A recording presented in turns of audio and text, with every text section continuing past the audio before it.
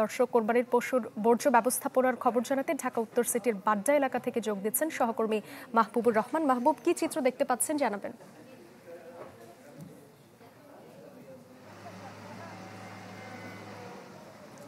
সাদিয়া, এটি উত্তর সিটির বাড্ডা এলাকার একটি বর্জ্য রাখার একটি স্টেশন। এখানে শহরের বিভিন্ন জায়গা থেকে ছোট ছোট ভ্যানে করে এবং বড় ট্রাকগুলোতে করে ময়লা এখানে নিয়ে আসা হচ্ছে এবং এই বর্জ্যগুলো নিয়ে যাওয়া হবে আমিনবাজার ল্যান্ডফিলে নিয়ে যাওয়া হবে এবং বিকেলের মধ্যে এটি শেষ করা সম্ভব হবে বলে জানিয়েছেন এখানকার যারা পরিচ্ছন্নতা কর্মী রয়েছেন, তারা এটি জানিয়েছেন। এছাড়া উত্তর সিটি কর্পোরেশন যেটি বলছে, তারা আজকে বিকেল ৩টার মধ্যে বর্জ্য সম্পূর্ণ অপসারণ করা হবে মর্মে তারা কিন্তু বিকেল ৩টায় এই বর্জ্য ব্যবস্থাপনা কার্যক্রমের কিন্তু সমাপ্তি ঘোষণা করবেন।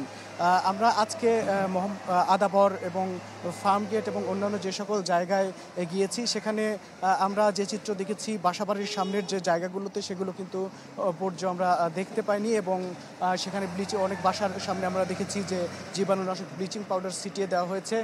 তবে এখনও কিন্তু ছোট ছোট গাড়িগুলোতে করে এবং কিছু ট্রাকে করে বর্জ্য নিয়ে আসা হচ্ছে এই স্টেশনে, কারণ দু একটি জায়গায় যে বিক্ষিপ্তভাবে ময়লা ছিল এবং ঈদের পরের দিনের যেগুলো কুরবানি হয়েছে সেগুলোর যে বর্জ্যগুলো সেগুলো কিন্তু এখানে নিয়ে আসা হচ্ছে এবং পরিচ্ছন্নতা কর্মীরা বলেছে যে এই বর্জ্যগুলো বিকেলের মধ্যেই ল্যান্ডফিলে নেওয়া হবে এবং শতভাগ বর্জ্য অপসারণ করা সম্ভব হবে। এবং এবছর যে ২০,০০০ টন বর্জ্য অপসারণের যে লক্ষ্যমাত্রা নির্ধারণ করেছিল ঢাকা উত্তর সিটি কর্পোরেশন, ঠিক প্রায় সেরকমই কিন্তু বর্জ্য তারা অপসারণ করেছে এই উত্তর সিটি থেকে। এবং আজকে ৩টার দিকে একটি সংবাদ সম্মেলনের মধ্য দিয়ে বর্জ্য ব্যবস্থাপনা কার্যক্রমের সমাপ্তি ঘোষণা করা হবে এবং এই বর্জ্যগুলো আমিনবাজার ল্যান্ডফিলে নেওয়া হবে।